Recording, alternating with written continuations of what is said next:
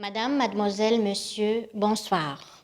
Nous avons aujourd'hui l'immense honneur de recevoir l'un des plus grands sages de l'islam, Cheikh Mohammed El-Aïd At-Tijani At-Temesni. Né il y a 66 ans, vous êtes, depuis plus de 21 ans, le guide spirituel de la confrérie Tijani, compte de dizaines de milliers de disciples dans le monde musulman, mais aussi à l'Occident. Bonsoir. Alors, docteur Mohammed El-Aïd, s'il vous plaît, vous pouvez nous expliquer, selon votre vision, depuis que vous êtes à la tête de la Zawiya Tijaniya, qu'est-ce que vous prospectez pour les jeunes? En l'an 2000, lors du décès de mon père, j'étais projeté à la tête de cette Zawiya, qui est la Zawiya Tijaniya de Temassine. Et cette projection a été choisie par l'ensemble des disciples un petit peu de la Tijaniya dans la région, ainsi que la majorité des éléments de la famille Tijani, pour qu'on puisse tous ensemble un petit peu terminer l'œuvre de mon père qu'il a débuté avant qu'il ne meure. Donc on a lourd fardeau un petit peu et de le mener à terme jusqu'à la fin. Mais l'essentiel un petit peu, il va se reposer un petit peu sur les jeunes, parce que ce sont eux les porteurs des éléments de l'avenir un petit peu de cette Zawiya. La première action qu'il faut maintenant, c'est de les regrouper, de les orienter tout simplement sur la voie de leurs ancêtres et de nos ancêtres un petit peu, un fait qu'on a hérité, qui va se développer encore davantage dans l'avenir. De l'amour, de la bonté et de l'islam propre. Qu'est-ce que je veux dire par l'islam propre? Dans les lettres divines, un petit peu, l'islam, on retrouve un petit peu le suffixe un petit peu, on retrouve dans toutes les religions, telles que le salut, tel que shalom, et l'islam. Donc on est regroupé un petit peu dans l'humanité tout entière à travailler sur le regroupement global dans le salut et dans la paix et dans la prévoyance un petit peu de la bonté toujours, parce que c'est elle qui est la porteur un petit peu des messages. Donc vous êtes dans la vision universelle, docteur, alors ici. Donc, est-ce que c'est possible avec la Zawiya Tijani de Temassine de voir, de visionner? Est-ce que ça n'entrave pas, par exemple, que c'est une Zawiya qui se retrouve dans le Sahara algérien? Donc, la vision, est-ce que c'est une stratégie à long terme? C'est une stratégie à moyen terme? Est-ce que c'est facile de penser, de visionner l'universalité de cette façon? Et avec la Zawiya, avec aussi, je rappelle à mes chers spectateurs et tous ceux qui nous regardent, que nous avons affaire à un docteur en physique. Donc, cette vision, selon votre logique mathématique et logique physique, est-ce que elle est à la portée des moyens matériels et immatériels de cette Zawiya? Le message, en réalité, de cette Zawiya, elle incarne un petit peu la confrérie Tijaniya, qui est une confrérie soufie, dans l'islam, dans le salam. Pour qu'un message puisse être retenu, il faut qu'il obéisse un petit peu à la loi universelle. Donc la logique de la chose et des étalonnages un petit peu de tous les niveaux d'énergie et de toutes les valeurs un petit peu qui obéissent à la loi divine, à la loi universelle. Donc même la spiritualité doit appartenir un petit peu, doivent épouser un petit peu ce genre de réflexion pour que le message puisse être transmis. Et comme nous sommes dans le salut, je commence par un Tijan très simple. Il a une très bonne relation avec l'autre Tijan, donc il y a des liens très solides entre eux. À travers les autres aussi, les autres confréries soufis, qui ont le même objectif un petit peu, c'est de rattacher à Sayyidina Muhammad sallallahu alayhi wa sallam. Donc la passerelle, elle existe encore, donc il reste à la fructuer. Et tout ça dans l'islam. Même les autres musulmans qui n'appartiennent pas à ces confréries, et nous avons Shahadatain qui nous lie, qui ne nous sépare jamais un petit peu. Donc il faut la respecter, c'est la loi essentielle, c'est la loi de l'islam. Hiya Shahada. Encore, on peut ouvrir un peu le cercle élargir le cercle. Il y a pas mal de religions auxquelles la provenance essentielle, c'est notre Dieu, notre Créateur, tel que le christianisme, tel que le judaïsme. Et ceux-là aussi, ils ont leur message qui est venu à travers des prophètes, avec des textes bien définis et qui proviennent du même origine que le Coran. Donc on a une très bonne relation un petit peu qu'il faut garder et qu'il faut redynamiser tout le temps. Et on peut élargir encore davantage. Pour ceux qui ne croient pas, qui n'ont aucune croyance, les athées, je ne sais pas. Mais c'est des humains avec lesquels on partage en même temps la terre, l'air et l'eau. On est obligé de chacun de son côté de créer des liaisons de passerelles de communication pour qu'on puisse vivre sur cette terre.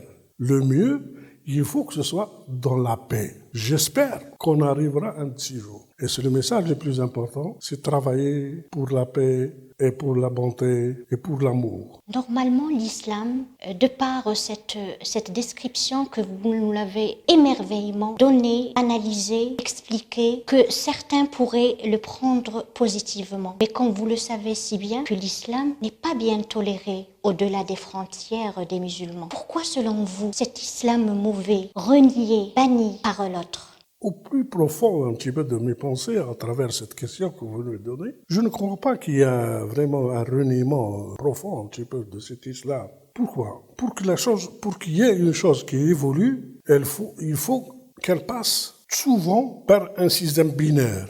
Je veux dire, qu'est-ce que ça veut dire le binaire ? Le binaire en mathématiques, c'est le 0, le 1, auquel on peut construire tout un système informatique d'évolution. Mais facilitez-nous l'explication, on n'est pas des mathématiciens, docteur. Il y a une autre explication. Ok. Un homme, il est debout sur deux pattes, sur deux pieds. Pour qu'il puisse évoluer, cet homme, il faut qu'il marche. Donc, il pose un pied, il le relève l'autre. Une fois deux pieds sur terre, il est en position stable. Dès qu'il relève un pied, il est dans l'instabilité. Il est obligé de rechercher la stabilité en relevant l'autre pied. Et ce mouvement qui se répète, c'est l'évolution, c'est le marcher, c'est l'aller vers l'avant. Et c'est de là qu'il y a la recherche un petit peu. Donc, l'islam, ou autre que l'islam, c'est des valeurs qui se confrontent un petit peu. Si on se confrontant l'une à l'autre, on voit que l'humanité de l'humain, elle évolue. Donc, en réalité, il y a un petit peu, les autres que l'islam ne font partie que de l'islam de lui-même. Et pour vous, c'est quoi une figure religieuse, docteur ? Une figure religieuse, beaucoup plus, si on retrouve un petit peu dans la religion, donc on retrouve un petit peu les esprits de la religion. Une figure, c'est un panneau indicatif un petit peu d'une orientation que tout le monde recherche. Se déplacer en voiture, se déplacer en bateau, si on n'a pas un cap bien déterminé pour arriver à telle destination, on n'arrivera pas. Mais si on pose une figure, si on pose un objectif, si on pose une idée auquel on doit y arriver, c'est cette orientation qui est visée. Et l'image un petit peu religieuse des musulmans vers l'islam, donc cette figure est un pôle auquel les gens s'orienteront dans cette direction pour qu'ils puissent arriver à une vérité qu'ils recherchent tout le temps en lui-même. Docteur, l'islam, comme nous le connaissons, il est dans l'interdit de l'image. Selon les dires des uns et des autres, ont confirmé cette théorie. Pour vous, pour votre approche, est-ce que l'image et son influence de par sa crédibilité, comment peut-on interdire un concept, cette image qui nous ramène la réalité? Est-ce que votre approche pour l'image, elle est pour l'interdire ou pour, au contraire, la valider et la faire valoir, surtout dans le temps où nous vivons, que c'est le temps de l'image? Bon, vous regardez actuellement, tout est image un petit peu, tout est symbolique dans l'image. Il y a la télévision, il y a la photo, il y a les revues, il y a un petit peu auquel l'homme il est attaché à cette image-là qui recherche l'information et essaie de comprendre un certain processus. Mais en réalité, la mauvaise image un petit peu de l'islam qui est porteur de l'Occident vers les pays de l'Orient. Tout simplement, c'est une illusion qu'ils sont en train de se poser un petit peu pour essayer de se sauvegarder loin de cet islam. L'islam lui-même, il est depuis la création de l'homme, que Dieu a créé l'islam, qui est cela. Depuis Sayyidina Abraham, en passant par tous les prophètes, Dieu, ou l'homme dans le temps, il était ignorant. Il a créé des messages, un petit peu, d'essayer d'éduquer cet homme par différents textes. Il a commencé par des prophètes, que chaque prophète, il appartient à un groupe donné, dans une culture donnée et dans un langage donné. En passant par Sayyidina Moussa, avec les Hébreux, et le Christ, avec le christianisme, et il a terminé par l'islam. Et comme c'est toujours les mêmes idées, la même origine, chacun de ces trois grandes parties que l'on voit jusqu'à maintenant, à part ceux qui créent une religion qui n'appartient pas à cet homme, mais c'est une recherche de position. Chacun veut se positionner un petit peu dans l'ensemble de cette planète-là. En réalité, Moïse, c'est le temps de l'islam du côté de Moïse. Shalom, salam. L'histoire, le vecteur, le mot-clé un petit peu de cette année, c'est shalom. Tu reçois quelqu'un, tu dis c'est le shalom. Au christianisme, la même chose, c'est un islam, mais du Christ. Il est relié par le salut. On te reçoit avec un salut. Et il reste un petit peu, il y a l'islam qu'on connaît actuellement au nom de l'islam de Sayyidina Muhammad sallallahu alayhi wa sallam, qui est salam, la paix et l'amour. Et qui regroupe, qui ce n'est qu'une continuité un petit peu du message de Dieu. Et l'islam actuel, il est devenu un islam universel, qui est dédié à tout l'univers, à l'humanité tout entière. Et le message essentiel, c'est le Coran. Et vous remarquez très bien que le Coran, que jusqu'à maintenant, a été préservé. Ça fait 14 siècles. Par contre, dans l'histoire des religions, on retrouve dans le christianisme un certain nombre de textes, ainsi que etc. Mais l'idée que l'islam et le Coran est toujours le texte, le dernier texte, il est préservé. Donc, ça donne l'idée pour pouvoir savoir qu'il est perpétuel. Donc, ce qu'on en voit par rapport autre que l'islam, ils sont en train de combattre cette idée-là. Le fait de la combattre, c'est qu'ils croient à cette idée-là, parce qu'elle existe. Donc, chacun, dans son camp, veut montrer un petit peu sa position et de garder une certaine surface donnée dans la vie de la société pour qu'il puisse s'appartenir. Et donc, c'est ça un petit peu. En réalité, s'il y a une rencontre, il y a quelque chose qui va à l'encontre, c'est-à-dire qu'il justifie ta position. Le fait de marcher, un exemple que j'aime bien utiliser, s'il n'y avait pas la résistance de la terre, on ne peut pas marcher. Si on ramène un petit peu trop d'huile, etc., on va patiner, on va rester sur place, on ne bouge pas. Donc plus qu'il y a de la résistance, plus que le monde avance. La voiture, on la retrouve aussi dans le kayak, dans les routes. Plus que la route est dure, plus qu'elle grimpe et s'accroche et avance mieux que celle dans le sable ou bien dans la neige, qui est molle. Donc, plus qu'il y a que c'est dur, un petit peu l'échange de dur, plus que l'avancement, il y est tel. Donc, on a prévision un petit peu l'islam, un petit peu de Sayyidina Muhammad sallallahu alayhi wa sallam, c'est lui qui va avancer. Docteur, si je vous dis rassembler sans ressembler, pour vous, ça vous dit quoi? Ça me dit beaucoup de choses, parce qu'on est tellement divers l'un à l'autre, et nous sommes obligés de vivre ensemble. La beauté de la chose, c'est dans sa diversité. Vous prenez ce tableau-là, il y a plusieurs schémas, il y a plusieurs couleurs. Plus qu'il y a diversité, on retrouve que c'est beau. Qu'ici, harmonieux, on trouve que c'est beau. Si nous tous la même chose du type du clonage, un petit peu, ça devient mauvais. On trouve la viande clonée, etc., qui est cancérigène, etc., etc. Donc, il vaudrait mieux prendre la diversité pour y vivre dans le mieux. On n'est pas tous dans le même ego. Donc il faut que ça va accepter l'autre, quelle que soit sa valeur de l'autre. Que ce soit de petit ou plus grand, que ce soit plus intellectuel ou plus ignorant, ou bien ceux qui ont beaucoup d'argent comme ceux qui le pauvre. Chacun a sa position dans cette société. Chacun apporte son mieux pour cette société-là, etc., etc. Donc, nous sommes appelés pour donner une belle image, c'est de vivre ensemble. Et si je vous dis, docteur, le nationalisme, être nationaliste dans nos temps, pour vous, c'est quoi? L'universalité, c'est trop grand comme on vient de voir un petit peu pour qu'on puisse vivre dans cette université. Donc, il faut créer plusieurs lots. Et ces lots qui vont travailler en harmonie entre eux. Dans un lot donné, donc c'est l'appartenance un petit peu de ce lot qu'il faut savoir la développer. et la maintenir et la sauvegarder. Donc c'est dans ce contexte-là que la vie un petit peu de chacun de nous doivent se définir par rapport au groupe.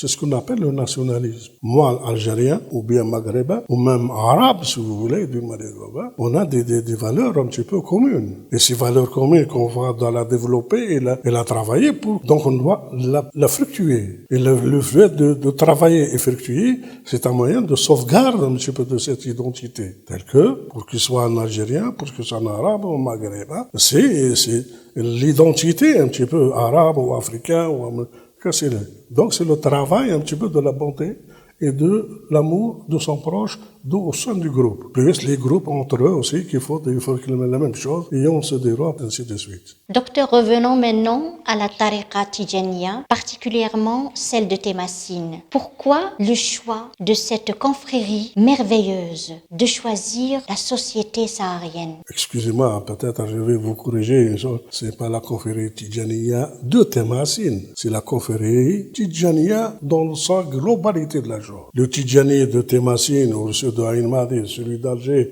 ou celui de Dakar, ou celui de Bangkok, c'est le même Tidjan. Ils ont le même langage corporel. Peut-être il y a une différence de culture, il y a une différence de langage, mais ils pensent de la même manière, ils y vivent de la même manière. On fait qu'un seul. C'est pourquoi la Tidjaniya, c'est ce qu'on retrouve un petit peu dans le monde, là où il y a des Tidjans, et le mieux c'est, par exemple, en prenant le lieu où tout le monde se regroupe. Par exemple, je prends le Hajj, le pèlerinage. Les gens, pendant la même période, se retrouvent ensemble un petit peu, chacun avec chacun son appartenance. S'ils sont de Tidjane, ils vont se regrouper tous autour d'un vendredi pour faire le zikr. Et leur appartenance, c'est le chapelet. Ils se reconnaissent, ils s'acceptent immédiatement, sans poser de problème, pendant la période, au moins pendant la période de zikr et de Hajj. Et de là, on se trouve une complémentarité globale. Et c'est ça qu'il faut travailler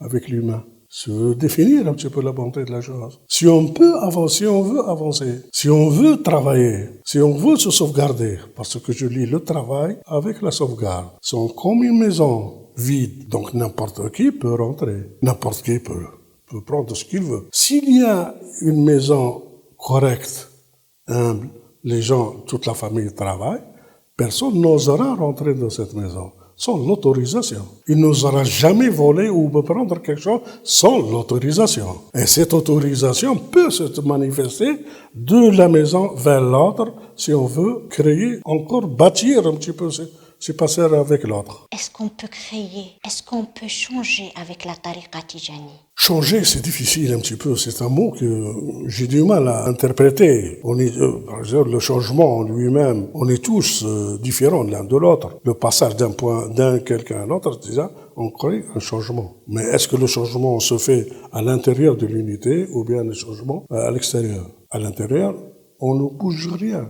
On s'appartient l'un à l'autre, donc il y a une sauvegarde. Changer d'un point à un autre, aller d'un mouvement à un autre mouvement, c'est créer une version, une autre interprétation. Tout est interprété. Et cette interprétation va se manifester sur le psychisme et la valeur de cet homme.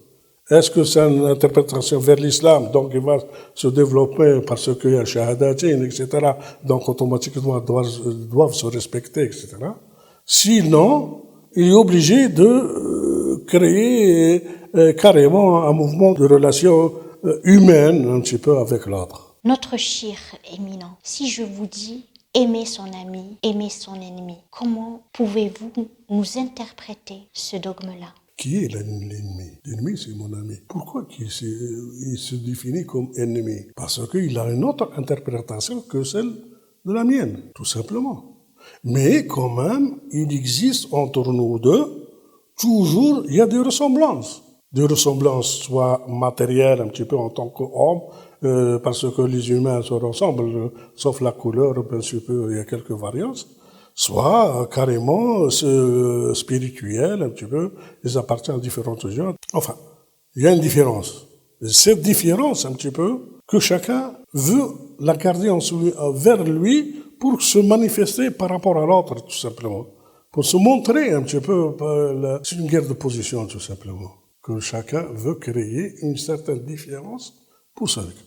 Mais la différence en elle-même, il faut que ça existe. Si elle n'existe pas, il y a quelque chose qui ne va pas. On peut regarder. Par exemple, si je te regarde, tes yeux ne se ressemblent jamais. Jamais. Il y a toujours une différence l'une par rapport à l'autre. Mais cette différence-là, c'est elle qui va donner la précision de la chose. Lorsque l'on voit quelque chose, si c'était vraiment identique, si on voit un homme, on va le voir très allongé ou bien très court. Mais si on crée une légère différence, on crée le croisement, donc on crée les diversités d'un petit peu de l'homme. Donc on peut le voir dans son identité avec tout le contournement, avec la bonté de la chose, etc. etc. Donc on peut visionner un petit peu encore davantage. Mais c'est un phénomène naturel de la chose. C'est comme l'homme. On est différent. On est obligé de nous reconnaître un petit peu. Et nous reconnaître dans la différence aussi. On utilise cette différence un petit peu de choses pour marquer un tel par rapport à un tel, ou bien telle chose par rapport à telle chose. Docteur Mohamed El-Aïd, qu'est-ce que vous pensez des conflits qui se passent à travers le monde, ce bouleversement, cette conjoncture pandémique? Qu'est-ce qui arrive à notre Terre? À mon humble avis, un petit peu, la Terre, elle souffre pas mal de changements que l'homme a introduits, tels que le changement climatique, etc. Donc, automatiquement, elle a une influence un petit peu sur la diversité des sols, un petit peu, et des ressources. Donc, on retrouve aussi, cette Terre, elle est en train de se rechercher une nouvelle stabilité, donc une nouvelle vision du partage, un petit peu de système mondial. Ce système lui-même, il est créé par l'homme, et en même temps, c'est l'homme qui cherche à retourner à l'état d'équilibre. Donc, automatiquement, quand il y a une différence, carrément, une interférence entre eux. Et cette interférence, c'est la guerre, aussi les guerres, etc., le bouillonnement. Et comment expliquer encore davantage, plus simple, et comme je suis scientifique, je suis obligé de trouver quelques trucs. Je prends le cas d'une prise électrique. Et entre les deux pôles, il y a 220 volts. Si on rapproche les deux fils, ça fait claquer, ça peut créer une étincelle, et l'étincelle peut créer du feu, et le feu va se propager dans toute la pièce, et donc un bouillonnement. Pour éviter ça, qu'est-ce qu'il est de faire?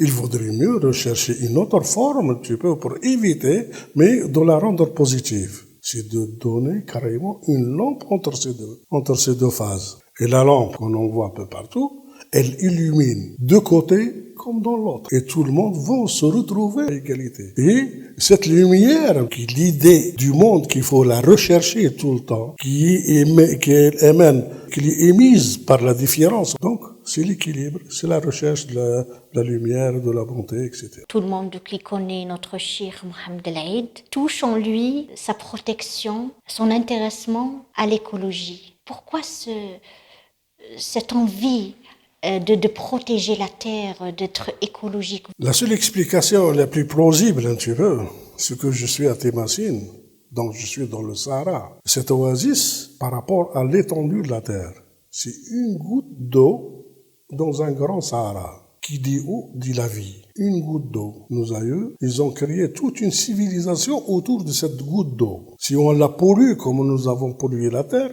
donc c'est la disparition de cette oasis. Il est reconnu par son eau. Donc eau égale vie. Effectivement, l'évolution de l'homme, donc l'évolution technique, chimique, physique, etc. Donc ils ont retrouvé pas mal d'autres moyens un petit peu pour, entre guillemets, améliorer la vie un petit peu, à créer un déséquilibre au niveau de la Terre. Et on le reconnaît, on le revoit carrément, parce que dans cette eau de l'oasis, maintenant, est devenue polluée. La question est, comment faire pour retrouver la stabilité et l'équilibre de cette oasis? Donc, il faut recycler cette eau. Comment? Il faut de l'argent, donc il faut du travail, etc. Si on travaille beaucoup, donc on doit dépenser beaucoup. Donc, il y a un déséquilibre un petit peu dans la vie. Donc, il faut essayer de rechercher les moyens les plus simples qui appartiennent à l'humanité ou bien à l'universalité de la Terre, qui était à l'origine en équilibre. Donc on a essayé de penser, on est en train de penser beaucoup plus. On a un échantillon qu'on a créé ici, c'est de utiliser la nature pour la nature. J'ai une idée un petit peu de ce qui s'est passé dans le contrée de Témassine. L'évolution a voulu que nous introduisons un petit peu l'eau dans le robinet. Quand on dit des robinets, c'est l'intérieur des maisons. Et comme nous tous, nous étions des cultivateurs, on connaît la terre, et on connaît le palmier, et on connaît un petit peu les fruits de la terre. Donc cette eau, on l'avons introduite dans les maisons, et, entre guillemets, sur l'architecture un petit peu de l'habitat de Témassine était un habitat en terre. L'eau avec la terre ne marchent pas ensemble, sauf dans la culture. Le fait d'introduire le robinet à l'intérieur des maisons, donc, on a utilisé l'eau d'une manière non rationnelle, et automatiquement, cette eau qui sort du robinet a été absorbée par les murs de la maison. Donc, il y a eu un écroulement. Nous avons pensé, deuxième étape, de reprendre cette eau-là et de la reconduire un petit peu à l'extérieur de la maison. Donc, c'est ce qu'on a fait, un petit peu, l'assainissement, etc. Et nous l'avons regroupé, cet assainissement, et nous l'avons envoyé dans un fleuve ou une rivière que j'appelle le canal de Ouadrir. Mais qu'est-ce qui s'est passé en réalité? On a ajouté des détriments, on a ajouté des nitrates à l'intérieur. Et comme on est dans plein Sahara, il y a de la nitrate, il y a l'eau, il y a le soleil. Donc, il y a l'évolution rapide un petit peu des mauvaises herbes. Donc, à créer des bouchages dans le système de vie de l'eau. Donc, automatiquement, il y a eu un déséquilibre. Donc, les maladies et tout ce qui provient. On a tué les poissons dans le canal. Les mauvaises herbes, ils ont envahi les terres, c'est-à-dire les palmeraies. Donc, le fellah, ou bien l'agriculteur, il a passé tout son temps à se battre entre la mauvaise herbe et la carotte. Et la carotte a disparu. Donc, avec un moyen écologique, tout simplement, il faut premièrement rationaliser l'eau. Il faut savoir éduquer l'humain, l'homme, à utiliser l'eau d'une manière rationnelle, prendre ce qu'il faut, le reste, il faut laisser à la nature. On est en plein désert, donc l'eau, quand il dit, donc c'est une denrée rare qu'il faut la sauvegarder. Donc c'est automatiquement, c'est la vie qui provient à travers l'agriculture de la région, qui est la survie de l'homme. Donc on est obligé de créer tout un système de recyclage de l'eau en créant un phénomène inverse. Carrément, de reprendre cette eau usée, Oui. la filtrer avec des moyens écologiques, en utilisant les arbres, en utilisant les oiseaux, et on doit récupérer de l'autre côté une autre eau pure, qu'on peut l'utiliser dans l'irrigation pour qu'on puisse terminer notre fonction en tant qu'agriculteur. Et en même temps, si l'eau elle est récupérée, en même temps, c'est sauvegarder un petit peu le système, qui est le Sahara, qui est l'oasis surtout. Si on ne trouve pas une solution à un autre avec nos moyens de bord, on est obligé d'importer. Si on est obligé d'importer, on est obligé d'acheter, subventionner, etc., qui est des processus un petit peu difficiles. Hors de la portée aussi. Hors de la portée un petit peu de la région. Docteur Mohamed El Aid, si je vous demandais de choisir entre le palmier et l'olivier, qu'est-ce que vous me répondez? Sayyidina Mohammed, sallallahu alayhi wa sallam, nous a fait une citation, il nous dit tout le temps, prendre soin de notre tente, le palmier. Donc le palmier, c'est la vie de la région, c'est la culture de la région. C'est avec le palmier qu'on a tout dans notre vie. Il y a les fruits, il y a la palme, on peut faire du feu, on peut cultiver avec le palmier, on peut l'utiliser en tant que pilier, on peut l'utiliser et c'est le palmier qui résiste mieux avec nous aussi la chaleur et la denrée rare qui est de l'eau et qui est très proche de l'homme un petit peu ce palmier. Donc on doit lui donner aussi raison. On lui doit le travailler pour qu'il le sauvegarde, pour qu'on puisse se sauvegarder de nous-mêmes. L'olivier, on a introduit l'olivier, mais quand même, c'est pas de notre culture. L'olivier, apparemment, comme je le vois, c'est un olivier qui appartient aux gens des montagnes. Ils peuvent vivre tel, mais, comment dirais-je, nous, ça fait un certain nombre d'années, nous avons planté un certain nombre d'oliviers, qui est pas mal. Cette année, on peut dire, on a récupéré une centaine de litres d'huile d'olive. Hein. C'est nouveau un petit peu. Oui, j'ai vu et j'étais très impressionnée de voir des oliviers dans la ville de Témassine et ça a donné une autre conception, une autre verdure. Donc à Témassine, on était obligé de lever peut-être la tête pour voir la verdure, mais avec votre initiative, on a juste la vue à l'horizontale pour faire valoir cette verdure. Et on vous remercie pour ce que vous avez fait écologiquement pour notre ville de Témassine. Docteur Mohamed El-Aïd, j'aimerais bien que vous m'évoquiez quel est l'homme qui vous a marqué, des hommes qui ont précédé votre stature et votre position dans la tariqa.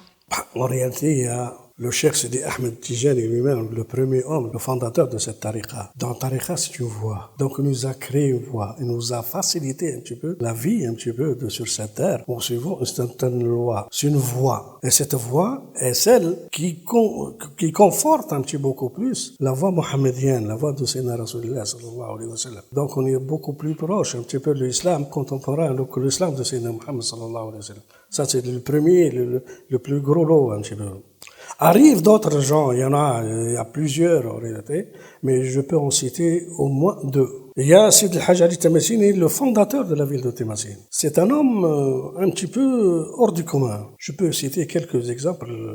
Dans son temps, ça fait 260 ans à peu près, dans les environs. En lui-même, il a laissé comme héritage à ses enfants, et à la tariqa de la Tijaniya, et à la Zawiya de tariqa, plus de 12 000 pieds de palmiers. Donc c'est lui qui a contribué à sa plantation, ou bien à l'aide des autres fellahs avec lui. Il a créé un système de vie dans cette région-là. C'est-à-dire, il ramène le fellah, il lui donne le palmier, il lui donne la terre, il lui donne l'eau. Et il partage avec lui la moitié des récoltes des palmiers. Si le fellah a besoin de partir, de vendre un petit peu sa part, c'est Al-Hajj Ali Tamassine qui rachète un petit peu la part de l'autre. Tout ça, c'est pour garder la vivacité de l'humain un petit peu et le travail un petit peu de la société. C'est l'homme aussi qui a pu démontrer, le premier qui a pu démontrer que le palmier et le phoenix peuvent vivre dans les zones salées. On connaît jusqu'à maintenant que l'agriculture elle est rattachée à la terre réelle,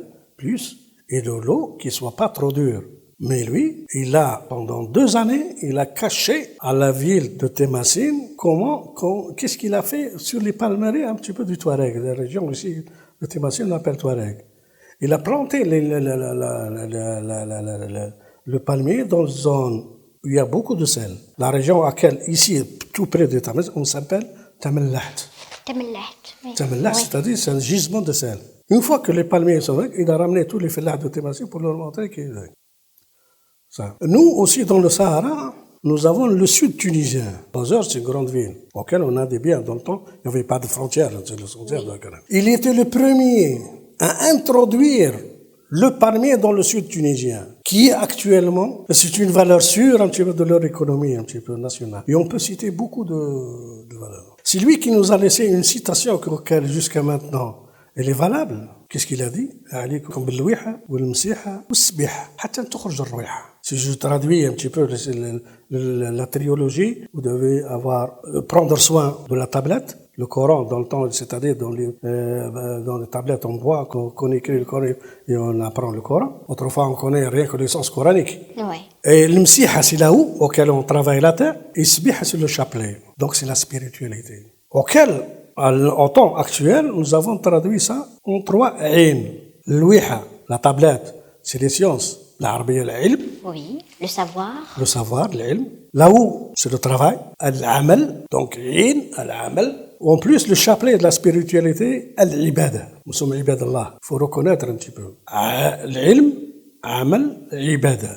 Ces 3 vecteurs, cette trilogie, on la retrouve un petit peu partout dans la vie de l'humain. Quand on est très jeune, on va à l'école. Au milieu de la vie de l'être humain, il est obligé de travailler pour subvenir à ses besoins et de son groupe. Et finalement, la spiritualité qu'il a, donc c'est le fruit de tout un travail, tout de sa vie. Donc on connaît mieux, on maîtrise mieux les techniques de la vie, on maîtrise mieux la vie en elle-même, de différentes formes, donc on puisse la transmettre aux prochaines générations. Donc, aux très jeunes, on fait l'école, puis on travaille et on éduque. Et ce qui est après l'éducation, c'est la mort. Et l'homme, toute chose, a un début et une fin. Et la fin, ce n'est qu'un départ de l'autre. C'est comme la fleur. On prend une graine du fleur, on la plante, elle devient belle, donc elle est très jeune, elle embellit, elle donne du bonheur, etc. Mais à la fin, elle fane, elle crée des grains auxquels ces grains-là vont se développer un petit peu dans l'espace pour retrouver d'autres fleurs, etc. Et la perpétualité un petit peu du système, etc.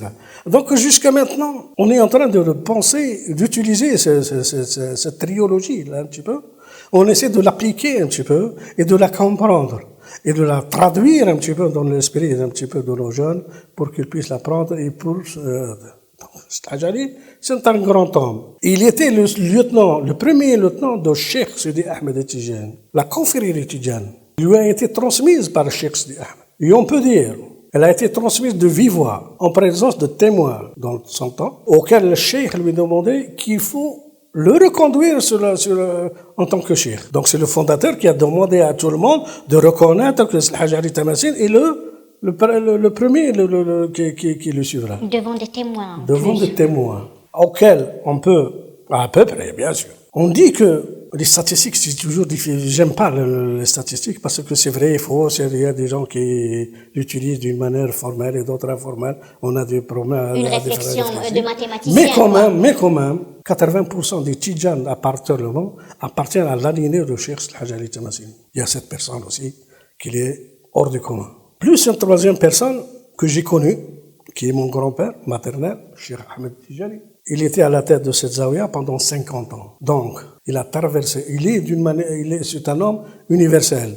Donc, il est reconnu par sa valeur d'homme et de tout, et soit spirituel, en tant qu'humain, en tant que guerrier, en tant que tout ce que vous voulez. Pendant 50 ans, il est connu de l'extrême un petit peu ouest du royaume du Maroc, jusqu'à l'extrême un petit peu de l'Arabie Saoudite, en passant par l'Égypte, la Libye, la Tunisie, etc., auquel il a toujours de très bonnes relations, très étroites, avec les dirigeants de ce monde-là. Il avait une stratégie. Il a une stratégie. C'est lui qui a sauvé un petit peu le partage de l'Algérie avec De Gaulle. C'est lui qui a ordonné à De Gaulle de penser à ça je le dis, peut-être ça n'existe pas un petit peu. C'est l'homme qui a demandé à De Gaulle de terminer le processus des pourparlers et aller très vite un petit peu accélérer le processus de la décolonisation en Algérie. Docteur etc.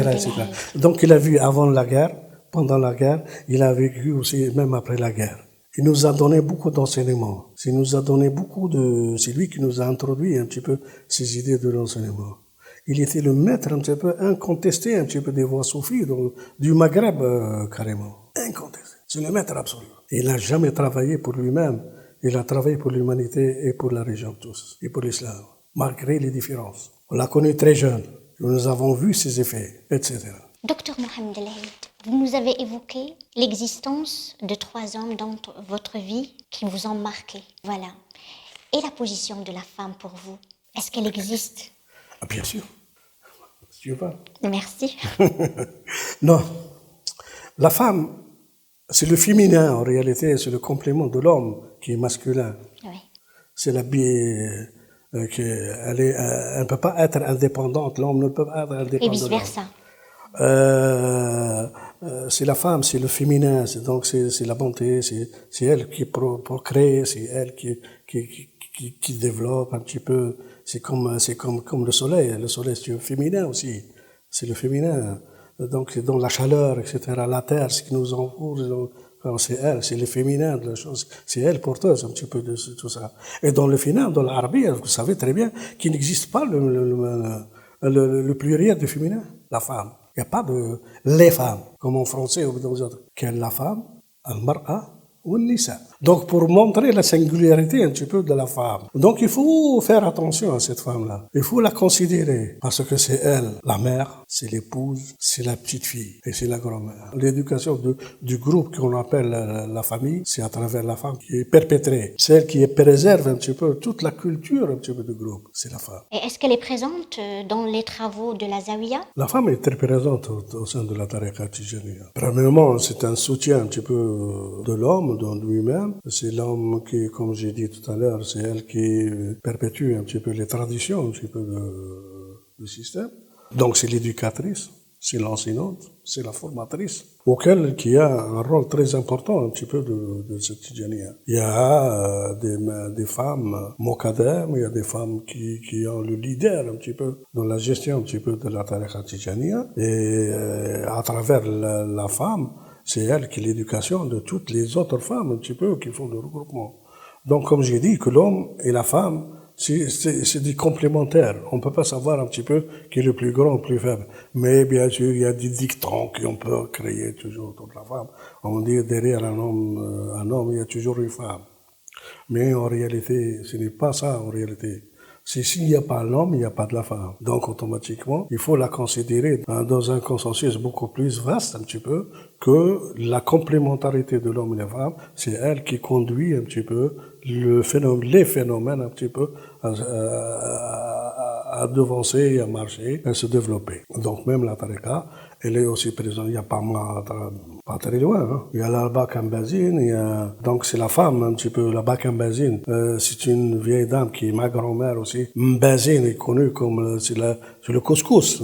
Donc c'est la mère de tout le monde. Tout le monde travaille un peu partout dans le temps, etc., dans les palmeraies, etc. Le soir, tout le monde doit passer par la Baka, prendre sa ration en couscous. Elle n'oubliait personne. Elle n'oublie personne. C'est elle qui a donné à manger non seulement à la famille, et à toute la contrée. Elle est très connue. Pas très loin, pas très longtemps, ça fait 2 semaines, 1 semaine ou 10 jours maximum.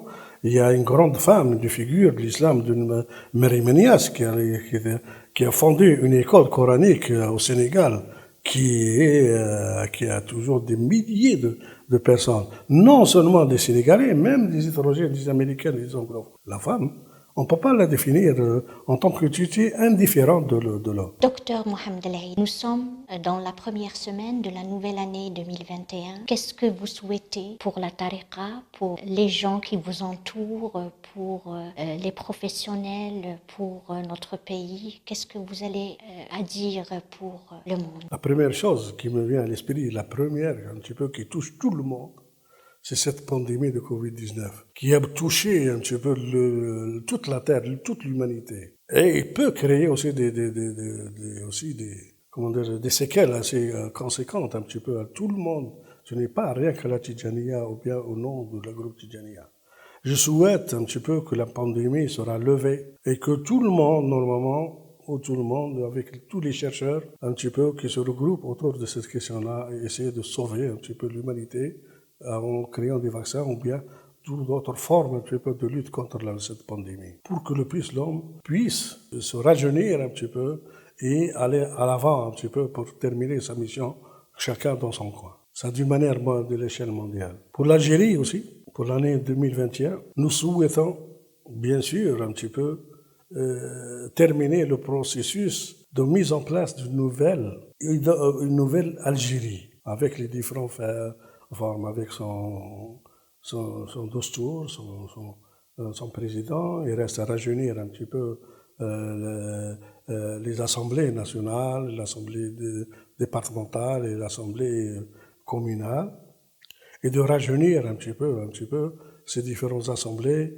et donner à l'avant un petit peu aux jeunes un petit peu à se développer dans cette Algérie pour essayer de créer un système de développement pour qu'ils puissent s'épanouir aussi comme tous les éléments du monde. Et pour la Tijaniya, je l'espère beaucoup, que son action un petit peu vers l'humanité puisse donner de plus en plus un petit peu pour essayer de rapprocher les uns des autres et de travailler à l'avant un petit peu pour créer un petit peu beaucoup plus de liaisons et de passerelles un peu avec tous les Tidjanes d'un côté et tous les soufis de l'autre côté et le troisième avec tout le monde. C'est ce qui est notre souhait. Difficilement à accepter, mais il faut le souhaiter pour qu'on puisse travailler dans le sens, dans ce sens. Je rappelle à tous ceux qui nous regardent que nous étions avec l'homme de science, l'homme de valeur, l'homme de religion, l'homme spirituel, Monsieur Mohamed El-Eid Tijani Temassini III. Docteur, merci de nous avoir donné de votre temps. On était très honorés de vous entendre et je vous rassure certainement qu'on a appris beaucoup de vous. Merci, docteur. Et c'est moi.